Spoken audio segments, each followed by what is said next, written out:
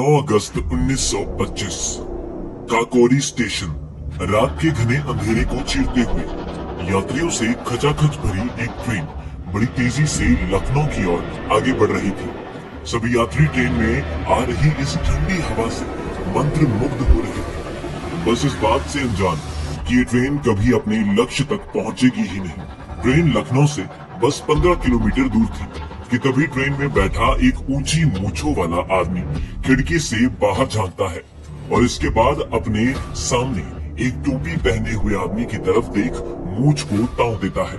इसके बाद ये टोपी वाला आदमी अपनी जगह से उठता है और दाएं बाएं एक नजर घुमा के एक झटके में ट्रेन की चैन खींच देता है। चैन खींचते ही ट्रेन एक चुभने वाली आवाज के साथ धीमी होनी शुरू हो जाती है और बाकी यात्री अचंभे से इस टोपी वाले आदमी को घूरने लगते हैं। कोई कुछ कहता या करता उससे पहले ही ट्रेन में अलग अलग सीटों पे बैठे 10 आदमी हाथ में पिस्तौल पकड़े हुए खड़े हो जाते हैं और जोर से चिल्लाते हैं। कोई अपनी जगह से हिलने की कोशिश नहीं करेगा। दरअसल ये कोई चोर या डाकू नहीं है, बल्कि वो क्रांतिकारी हैं जिनके कारण आज हम आजाद भारत में सांस ले पा रहे हैं। और ये एक ऐसी डकैती को अंजाम देने वाले हैं जो भारत के स्वतंत्रता आंदोलन में एक मील का पत्थर साबित होती है। दोस्तों, आज की वीडियो में हम इंडियन फ्रीडम स्ट्रगल का वो अहम किस्सा जानने वाले हैं जिसे पूरे देश ने बेशक भुला दिया है, लेकिन इस किस्से के कारण ही हमें भगत सिंह जैसे बलिदानी देखने को मिले और इसी किस्से की बनाई बुनियाद पे स्वतंत्रता की लड़ाई लड़ी गई और हमें आजादी मिली। दोस्तों, हम बात कर रहे हैं काकोरी कांड की।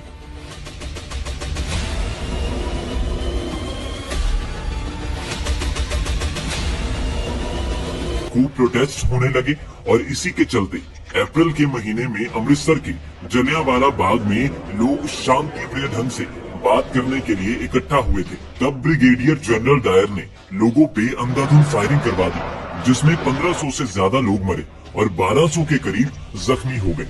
दोस्तों, अंग्रेजों का ये एक कदम उनपे आग बन के बरसता है और पूरे देश में प्रोटेस्ट की लड़ी लग जाती है। अंग्रेज ये सब संभालने की कोशिश ही कर रहे थे कि तभी 1920 में महात्मा गांधी ने नॉन कॉपरेशन मूवमेंट का ऐलान कर दिया। सभी फैक्ट्री बंद हो गई, सरकारी कर्मचारियों ने दफ्तर जाना बंद कर दिया, ब्रिटिश कपड़ों का बायकॉट कर दिया गया। साफ शब्दों में कहें तो लगने लगा था कि भारत को इन जुल्मी अंग्रेजों के प्रकोप से अब हमेशा हमेशा के लिए छुटकारा मिल जाएगा। लेकिन कुदरत को कुछ और मंजूर था।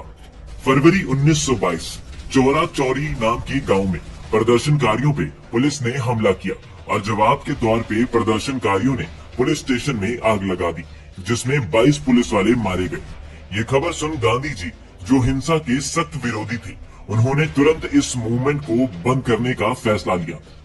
दोस्तों, ये खबर आग की तरह पूरे देश में फैल जाती है और आजाद भारत में सांस लेने का सपना देखने वाले हजारों लोगों का मनोबल बुरी तरह टूट जाता है। बेशक आम भारतीय कुछ दिन का शोक मनाकर फिर से गुलामी की जिंदगी जीने के लिए मजबूर हो जाते हैं, लेकिन एक 25 साल के नौजवान को ये गुलामी हरगिज हजम नहीं हो रही थी और ये नौजवान ठान लेता है कि आजादी के लिए पूरी ब्रिटिश हुकूमत से अकेला ही लड़ना पड़े तो लड़ जाऊंगा, लेकिन आजादी लेकर मानूंगा। इस वीर बहादुर का नाम था राम प्रसाद बिस्मिल। ये वही बिस्मिल है जो मात्र 18 साल की उम्र में अंग्रेजों को भगाने की प्रतिज्ञा ले चुके थे। इन्होंने अपनी पूरी जीवनी में हजारों कविताएं लिखी, जिसने क्रांति की लहर में अलग ही जोश भर दिया। बेशक ये कविताएं लिखते थे, लेकिन इनकी विचारधारा थी कि आजादी एक हक है जिसे छीनना पड़ेगा। और भारत के युवाओं में एक वर्ग ऐसा भी था जिसे गांधी जी के पीसफुल तरीकों में नहीं, बल्कि बंदूक की गोली पर विश्वास था। इसलिए ये बिस्मिल के साथ जुड़ने लगे और साल 1923 तक एक बहुत बड़ा ग्रुप बन गया और बिस्मिल इस ग्रुप के लीडर बनकर उभरे। यही ग्रुप एक पार्टी का गठन करता है जिसका नाम होता है हिंदुस्तान रिपब्लिकन एसोसिएशन। देखते ही देखते नॉर्दर्न इंडिया में बिस्मिल जी की लीडरशिप में एचआरए इस हद तक फैल गई कि 1924 में भगत सिंह, चंद्रशेखर आजाद और सुखदेव जैसे वीर भी इसका हिस्सा बन गए। पार्टी पूरी तरह से सीक्रेटली ऑपरेट कर रही थी और शाहजहांपुर, लखनऊ, आगरा, वाराणसी जैसे शहरों में इसके बेस थे। जहां पूरे देश में अंग्रेज जुल्म किए जा रहे थे, वही इकलौती एचआरए में ही हिम्मत थी जो अंग्रेजों को बार बार याद दिला रही थी कि ये देश हमारा है, तुम्हें ये क्रूर शासन छोड़ना ही होगा। ऐसे में साल 1925 की शुरुआत में बिस्मिल पार्टी की सीक्रेट मीटिंग बुलाते हैं, जिसमें मुद्दा बिल्कुल साफ था। ऐसा प्लान जिससे इंग्लैंड में बैठी अंग्रेजी हुकूमत के भी पैरों तले जमीन खिसक जाए। 5 जुलाई 1925 शाहजहांपुर एक खुफिया कमरे में एचआरए के सबसे भरोसेमंद क्रांतिकारी मीटिंग के लिए बैठे हुए थे। सभी एक के बाद एक मुद्दा उठा चर्चा कर रहे थे कि तभी कमरे का दरवाजा खुलता है और बिस्मिल कमरे में घुस जाते हैं। इनके कमरे में घुसते ही सब अचानक शांत हो जाते हैं और कमरे की इस शांति को बिस्मिल अपनी जोशीली आवाज से भरते हुए कहते हैं, तुम सबने देखा होगा नॉन कोऑपरेशन मूवमेंट के बंद होने के बाद से ही अंग्रेजों के जुल्म बेलगाम हो चुके हैं और इससे भी ज्यादा दुख मुझे इस बात का होता है कि अब देशवासियों ने अंग्रेजों के सामने घुटने ही टेक दिए हैं। तभी कमरे में एक आवाज गूंजती है, रॉलेट एक्ट और जलियांवाला बाग नरसंहार कम था कि अब ये अंग्रेज सॉल्ट बिल लाकर नमक के दाम भी दोगुने कर रहे हैं।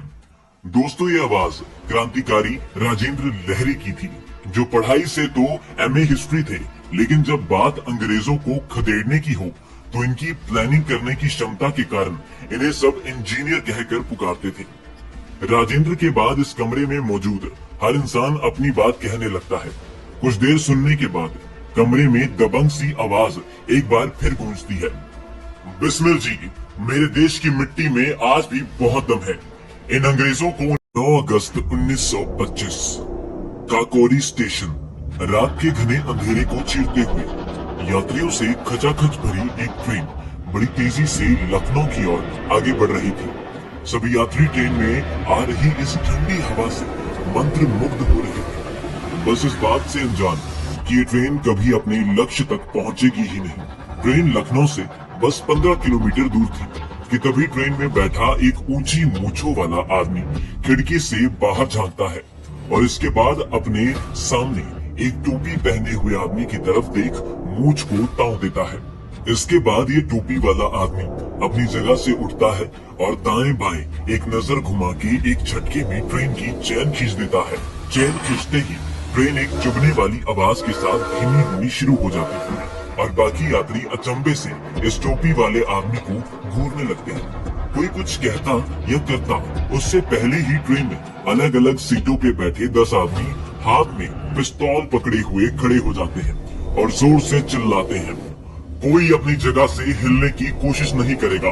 दरअसल ये कोई चोर या डाकू नहीं है, बल्कि वो क्रांतिकारी हैं जिनके कारण आज हम आजाद भारत में सांस ले पा रहे हैं और ये एक ऐसी डकैती को अंजाम देने वाले हैं जो भारत के स्वतंत्रता आंदोलन में एक मील का पत्थर साबित होती है। दोस्तों, आज की वीडियो में हम इंडियन फ्रीडम स्ट्रगल का वो अहम किस्सा जानने वाले हैं जिसे पूरे देश ने बेशक भुला दिया है, लेकिन इस किस्से के कारण ही हमें भगत सिंह जैसे बलिदानी देखने को मिले और इसी किस्से की बनाई बुनियाद पे स्वतंत्रता की लड़ाई लड़ी गई और हमें आजादी मिली।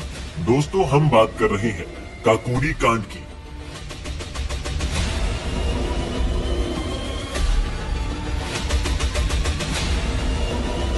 खूब प्रोटेस्ट होने लगे और इसी के चलते अप्रैल के महीने में अमृतसर के जलियांवाला बाग में लोग शांति प्रिय ढंग से बात करने के लिए इकट्ठा हुए थे। तब ब्रिगेडियर जनरल डायर ने लोगों पे अंधाधुंध फायरिंग करवा दी, जिसमें 1500 से ज्यादा लोग मरे और 1200 के करीब जख्मी हो गए। दोस्तों, अंग्रेजों का ये एक कदम उन पे आग बन के बरसता है और पूरे देश में प्रोटेस्ट की लड़ी लग जाती है। अंग्रेज ये सब संभालने की कोशिश ही कर रहे थे कि तभी 1920 में महात्मा गांधी ने नॉन कोऑपरेशन मूवमेंट का ऐलान कर दिया। सभी फैक्ट्री बंद हो गई, सरकारी कर्मचारियों ने दफ्तर जाना बंद कर दिया, ब्रिटिश कपड़ों का बायकॉट कर दिया गया। साफ शब्दों में कहें तो लगने लगा था कि भारत को इन जुल्मी अंग्रेजों के प्रकोप से अब हमेशा हमेशा के लिए छुटकारा मिल जाएगा। लेकिन कुदरत को कुछ और मंजूर था।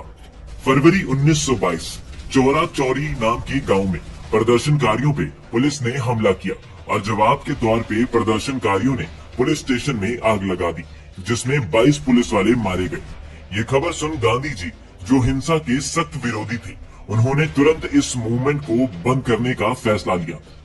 दोस्तों, ये खबर आग की तरह पूरे देश में फैल जाती है और आजाद भारत में सांस लेने का सपना देखने वाले हजारों लोगों का मनोबल बुरी तरह टूट जाता है। बेशक आम भारतीय कुछ दिन का शोक मनाकर फिर से गुलामी की जिंदगी जीने के लिए मजबूर हो जाते हैं, लेकिन एक 25 साल के नौजवान को ये गुलामी हरगिज हजम नहीं हो रही थी और ये नौजवान ठान लेता है कि आजादी के लिए पूरी ब्रिटिश हुकूमत से अकेला ही लड़ना पड़े तो लड़ जाऊंगा, लेकिन आजादी लेकर मानूंगा। इस वीर बहादुर का नाम था राम प्रसाद बिस्मिल। ये वही बिस्मिल है जो मात्र 18 साल की उम्र में अंग्रेजों को भगाने की प्रतिज्ञा ले चुके थे। इन्होंने अपनी पूरी जीवनी में हजारों कविताएं लिखी, जिसने क्रांति की लहर में अलग ही जोश भर दिया। बेशक ये कविताएं लिखते थे, लेकिन इनकी विचारधारा थी कि आजादी एक हक है जिसे छीनना पड़ेगा, और भारत के युवाओं में एक वर्ग ऐसा भी था जिसे गांधी जी के पीसफुल तरीकों में नहीं बल्कि बंदूक की गोली पर विश्वास था। इसलिए ये बिस्मिल के साथ जुड़ने लगे और साल 1923 तक एक बहुत बड़ा ग्रुप बन गया और बिस्मिल इस ग्रुप के लीडर बनकर उभरे। यही ग्रुप एक पार्टी का गठन करता है जिसका नाम होता है हिंदुस्तान रिपब्लिकन एसोसिएशन। देखते ही देखते नॉर्दर्न इंडिया में बिस्मिल जी की लीडरशिप में एचआरए इस हद तक फैल गई कि 1924 में भगत सिंह, चंद्रशेखर आजाद और सुखदेव जैसे वीर भी इसका हिस्सा बन गए। पार्टी पूरी तरह से सीक्रेटली ऑपरेट कर रही थी और शाहजहांपुर, लखनऊ, आगरा, वाराणसी जैसे शहरों में इसके बेस थे। जहां पूरे देश में अंग्रेज जुल्म किए जा रहे थे, वहीं इकलौती एचआरए में ही हिम्मत थी जो अंग्रेजों को बार बार याद दिला रही थी कि ये देश हमारा है, तुम्हें ये क्रूर शासन छोड़ना ही होगा। ऐसे में साल 1925 की शुरुआत में बिस्मिल पार्टी की सीक्रेट मीटिंग बुलाते हैं, जिसमें मुद्दा बिल्कुल साफ था। ऐसा प्लान जिससे इंग्लैंड में बैठी अंग्रेजी हुकूमत के भी पैरों तले जमीन खिसक जाए। 5 जुलाई 1925 शाहजहांपुर एक खुफिया कमरे में एचआरए के सबसे भरोसेमंद क्रांतिकारी मीटिंग के लिए बैठे हुए थे। सभी एक के बाद एक मुद्दा उठा चर्चा कर रहे थे कि तभी कमरे का दरवाजा खुलता है और बिस्मिल कमरे में घुस जाते हैं। इनके कमरे में घुसते ही सब अचानक शांत हो जाते हैं और कमरे की इस शांति को बिस्मिल अपनी जोशीली आवाज से भरते हुए कहते हैं, तुम सबने देखा होगा, नॉन कोऑपरेशन मूवमेंट के बंद होने के बाद से ही अंग्रेजों के जुल्म बेलगाम हो चुके हैं और इससे भी ज्यादा दुख मुझे इस बात का होता है कि अब देशवासियों ने अंग्रेजों के सामने घुटने ही टेक दिए हैं।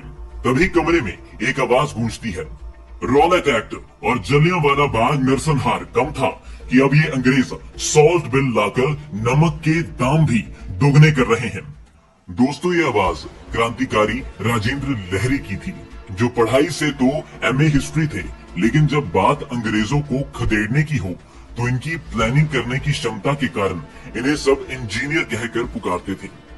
राजेंद्र के बाद इस कमरे में मौजूद हर इंसान अपनी बात कहने लगता है। कुछ देर सुनने के बाद कमरे में दबंग सी आवाज एक बार फिर गूंजती है, बिस्मिल जी, मेरे देश की मिट्टी में आज भी बहुत दम है। इन अंग्रेजों ने सोचा था कि इनकी फांसी से भारतीय डर जाएंगे, लेकिन असल में ये हजारों युवाओं की प्रेरणा बने और ये प्रेरणा ही भारत में अंग्रेजों के खिलाफ उग्र आंदोलन का कारण बनी। लेकिन गम इस बात का है कि आज हमारे इन वीर सपूतों की कुर्बानी की कोई बात भी नहीं करता। रही बात चंद्रशेखर आजाद की, तो राम प्रसाद बिस्मिल के बाद उन्होंने एचआरए का नेतृत्व संभाला। उन्हीं के नेतृत्व में जेपी सॉन्डर्स को मारा गया था और 1929 में वायसरॉय को भी भारत छोड़ने के लिए डराया गया था। लेकिन 27 फरवरी 1931 के दिन वो उत्तर प्रदेश की एल्फ्रेड पार्क में एक क्रांतिकारी से मिलने आए थे। वहां उनके साथ धोखा हुआ और ये ब्रिटिश पुलिस का बिछाया हुआ जाल निकला। इनकी ब्रिटिश पुलिस के साथ कुछ देर मुठभेड़ चली और जब इनकी बंदूक में सिर्फ एक गोली रह गई, तब इस वीर क्रांतिकारी ने अंग्रेजों के आगे झुकने की बजाय खुद को ही गोली मारना ज्यादा उचित समझा। दोस्तों, हम चाहते हैं कि हमारे वीर सपूतों की ये कहानियां आने वाली पीढ़ियों तक अमर रहे, इसलिए ज्यादा कुछ तो नहीं, हम इन क्रांतिकारियों को नमन तो जरूर कर सकते हैं। बाकी अगर आपको ये वीडियो पसंद आई है तो कमेंट्स में बताओ हिस्ट्री का कौन सा टॉपिक आप सिनेमैटिक तरीके से देखना पसंद करेंगे। साथ ही हमारे इस एफर्ट के लिए वीडियो को लाइक और कमेंट करना बिल्कुल भी मत भूलिएगा। जय हिंद।